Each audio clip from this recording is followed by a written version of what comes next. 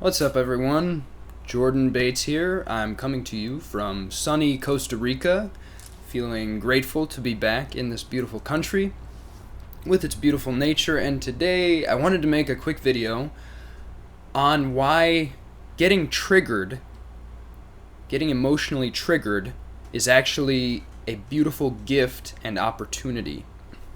Now, this is kind of counterintuitive or somewhat contrarian perspective because, of course, many people nowadays are highly averse to being triggered. People even are reporting their college professors because they were triggered by something that was said in class, and there's trigger warnings all over everything.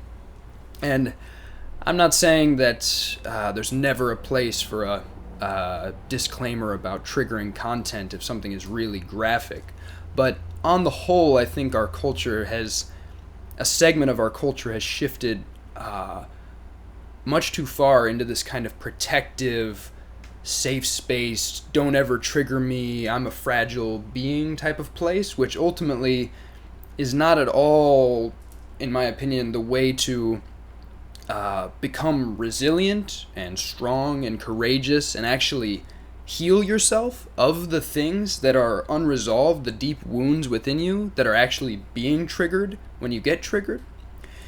Because that's really what's happening when you get triggered, right?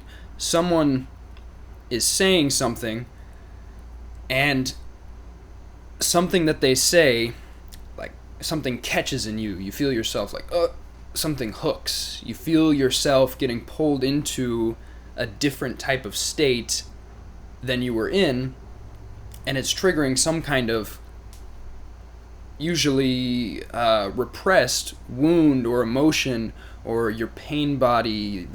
It's something in this accumulated mass of wounds and fear and guilt and self-blame and anger and everything that we don't want to look at in ourselves. When we get triggered, some part of ourselves that we haven't wanted to look at is trying to come to the surface, really. It's something that we haven't wanted to feel, haven't wanted to look at, haven't wanted to address, so we've kind of blocked it out of our common perception. It's basically knocking on the door of our consciousness and saying, hey, I'm still here, you really need to look at me sooner or later. I'm kind of like feeling rejected and ignored and ugly and scared because I see that you're acting like you don't want to look at me.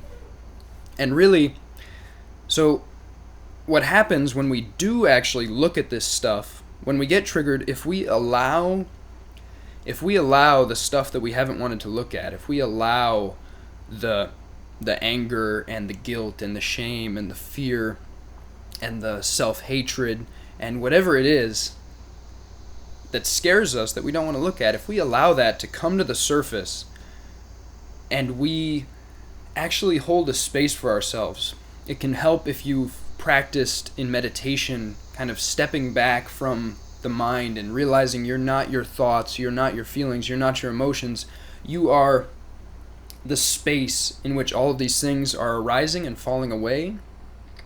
If you've practiced just being the witnessing presence, the pure awareness that underlies all of these things that come up, this can be profoundly useful for this type of work, because then you're able to not take this stuff so personally. You can step back and you can just kind of be the space and be the light in which all of this stuff is arising. But if you're not familiar with that, or if that seems too esoteric, you can just think of it this way. Basically, you want to view everything that's arising within you with as much acceptance and non-judgment and unconditional compassion as possible. You can reflect back to when you were a newborn infant or when you were a small child and reconnect with your primordial innocence. We're all born with this primordial, inviolate innocence into this world. We come into this world and we courageously decide to take on everything it entails even though there's a lot of pain, and it's a lot, and we've been through a lot, and through it all, on some level, everyone still has this incorruptible innocence of just being another sensitive being born into a really chaotic and difficult world. This primordial innocence and this essence that you had as a newborn infant is still in you, and so, there's no reason to be so hard on yourself and judge yourself so harshly. And Lord knows this is a lesson that's been very difficult for me to learn over the years, and I'm certainly still learning it. But I find that when you connect to that image of your newborn self, it's a good way to connect to that primordial innocence that's still in you, which can then help you to hold this kind of space for yourself. You hold an energy of acceptance and unconditional non-judgment. You don't judge yourself, you don't blame yourself, and compassion. You feel a tenderness for yourself. And when you're holding that kind of space, this is what can allow these things that are being triggered, this stuff you don't want to look at, this stuff can start to come up. It's like your pain body, the collected mass of all these neglected and rejected emotions, kind of sticks its head out of its mole hole and says, "Oh, really? Are you actually ready to look at me now?" And it kind of crawls out into the light.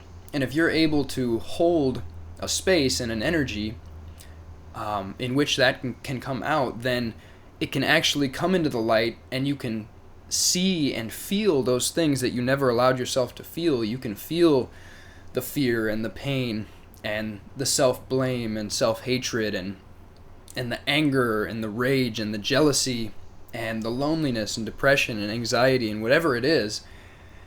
When you allow that stuff to come up and actually be felt, and you hold that space for yourself, and you feel those feelings fully, allowing them to be what they are, not resisting them. What you resist persists. This is a really good mantra to keep in mind. You're not resisting any of it. You're allowing it to come up. You're not judging it. You're just observing it, and you're feeling it fully, and you're allowing it to run its course, and you're acknowledging all of it, and you're emanating unconditional compassion for yourself. That's when this stuff can actually start to be released and transmuted. This is how you can actually process and heal this stuff that is in you on some level that you haven't wanted to look at. And when you do that, these stuck energies can finally be released and dissolved and transmuted, and this pain and fear and all this stuff can be transmuted into newfound strength and courage and solidity within yourself. You can integrate these aspects of yourself that you had rejected and pushed away. And as you do this, you increasingly have a sense of increasing kind of wholeness and solidity in yourself, and also an increasing sense of lightness, because this stuff that you hadn't resolved is starting to actually be resolved. You're starting to drain the underlying energetic emotional reservoir that is fueling this pain and this stuff. Because when we repress stuff, when we push it down, it doesn't go away.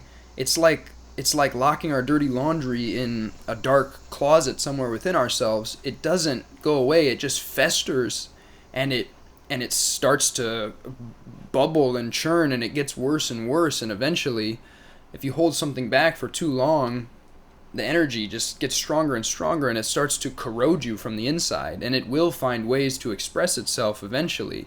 Maybe you have an outburst at the family Thanksgiving, or you erupt on your partner and do something you never imagined you would do, or you have something else like this happen. This is what can happen when we don't deal with the stuff that, with our pain and with our fear and the stuff that really hurts on some level that we don't want to look at. When we can bring it into the light of awareness, and we can hold that space for ourselves, we can feel this stuff fully, we dissolve it, and we transmute it, and we feel lighter, and we progress toward increasing wholeness and healing and liberation from this stuff.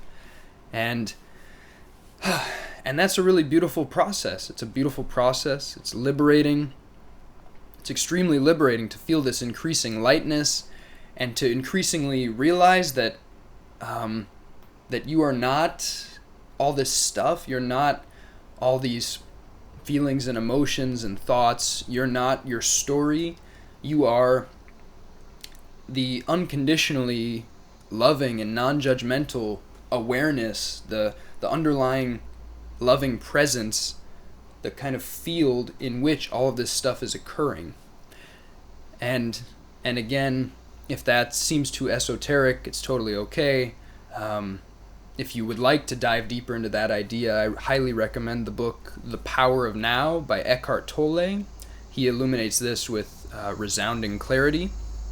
But yeah, ultimately this is why getting triggered is actually a beautiful gift and opportunity. Because when you get triggered, it can really be a gold mine, because it's pulling stuff to the surface that would not have otherwise come to the surface, and nothing can be resolved until it's brought into the light. You can view this process as kind of like shining the light of your consciousness into these dark places within yourself. Nothing can be resolved till it's brought into the light.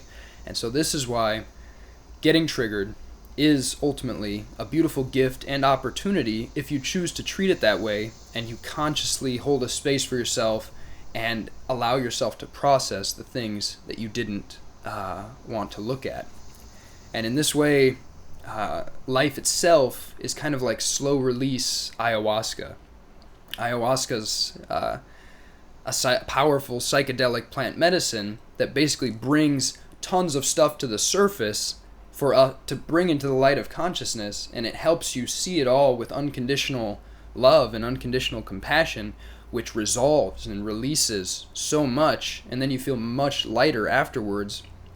Life itself is sort of like slow release ayahuasca, because life will find ways to trigger us and to bring this stuff to the surface, because for whatever reason it seems like that is the nature of life, to want us to deal with the stuff we don't want to look at, to transmute it, to dissolve it, and to continue along the upward cycling path to greater degrees of wholeness and healing and liberation.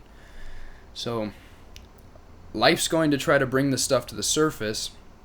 Getting triggered is inevitable, so why not choose to treat it as a gift and an opportunity to heal ourselves, rather than shying away from it and shouting about it and getting upset about it. You can view it differently. So that is the message I wanted to encapsulate. Thank you for listening.